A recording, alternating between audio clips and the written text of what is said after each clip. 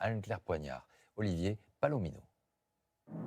Dans cet avion affrété par la France, 25 tonnes d'aide humanitaire pour l'Arménie. Du matériel médical et des vêtements pour les populations chassées de la région du Haut-Karabakh par les troupes de l'Azerbaïdjan. Pour Youri Djorkaev, l'ancien footballeur français d'origine arménienne et ambassadeur de cette mission, ce soutien humanitaire, c'est aussi un message politique. C'est une façon de dire aussi de la France qu'elle est là, qu'elle veut participer et qu'elle veut être attentive à ce qui se passe dans la région. Bonjour messieurs, dames. Aider l'Arménie, c'est la promesse qu'avait affichée Emmanuel Macron il y a quelques jours lors d'une visite dans une association arménienne à Paris.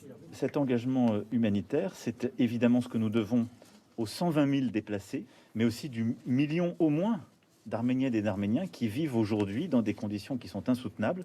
Une prise de position officielle face à une communauté qui doute. La France, avec d'autres, aurait-elle pu faire davantage pour résoudre le conflit au Haut-Karabakh ? Dans les locaux de l'association, le président de la République est interpellé à ce sujet par un jeune Arménien. Comment vous comptez faire rentrer la France dans la résolution active du conflit? Là où notre rôle est utile, c'est dans ce dialogue. Et donc aujourd'hui, la démarche dans laquelle on s'inscrit, c'est de continuer à avoir une relation diplomatique et d'amitié depuis tant de temps avec l'Arménie et une relation diplomatique avec l'Azerbaïdjan.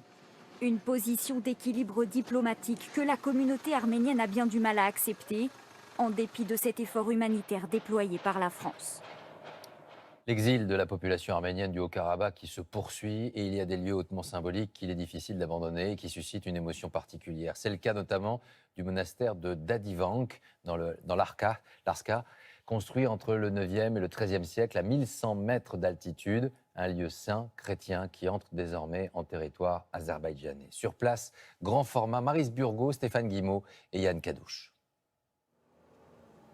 Au cœur des montagnes du Haut-Karabakh, une église arménienne. Arménienne, mais seulement jusqu'à mercredi prochain, car ce jour-là, ces terres passent aux mains de l'ennemi azerbaïdjanais. Au pied de l'édifice, des hommes sur le départ. Les femmes ont déjà quitté le village. Le Haut-Karabakh a perdu la guerre. Ces lieux saints sont en quelque sorte le prix de la défaite. Notre prêtre est parti il y a 2 jours. Personne ne peut rester ici. Maisons et stations essence incendiées. Pas question de laisser quoi que ce soit aux vainqueurs. Les derniers habitants cisaillent les câbles électriques, déterrent les canalisations d'eau, découpent tout ce qui peut être emporté. Puisqu'ils veulent vivre ici, ils vont devoir tout reconstruire eux-mêmes. Pas question en revanche de détruire leur monastère.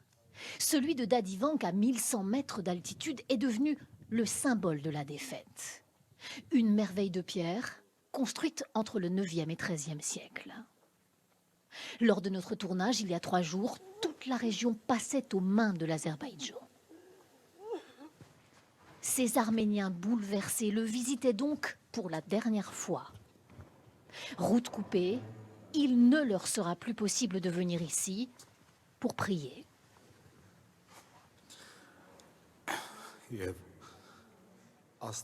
Je crois que Dieu nous aidera à reprendre notre terre un jour, car elle nous appartient. Je ne peux même pas parler. C'est trop dur à supporter. Les soldats arméniens de retour du front ont la défaite amère. On ne sait pas quand on reviendra, mais on reviendra. C'est un lieu saint, c'est la terre de nos ancêtres. C'est juste une question de temps. Les Russes ont négocié ce cessez-le-feu, leurs chars stationnent à l'entrée du site. Ils assurent qu'ils protégeront les lieux. Pourtant, le prêtre du monastère n'est plus là. Arme à la main, il avait promis de ne jamais quitter son église. Nous le retrouvons près d'Erevan, hors du Haut-Karabakh. Il explique être parti pour des raisons de santé, un religieux en colère. Dans la ville de Chouchi, ils ont bombardé la cathédrale. Ils détruisent tout. C'est du vandalisme religieux. Les propos du prêtre sont étayés par des images. Ici, en effet, la cathédrale de la deuxième ville du pays, frappée par une roquette. Plus loin, des soldats azerbaïdjanais profanent un cimetière chrétien. Ailleurs, un homme crie « Allahu Akbar » sur une église privée de sa croix. Dérapage ou politique systématique de destruction, l'Azerbaïdjan accuse l'Arménie de s'être livrée elle aussi à des exactions. La République autoproclamée du Haut-Karabakh a perdu la moitié de son territoire. La défaite est humiliante et elle va nourrir pour les années à venir la haine déjà profonde entre Azerbaïdjanais et Arméniens.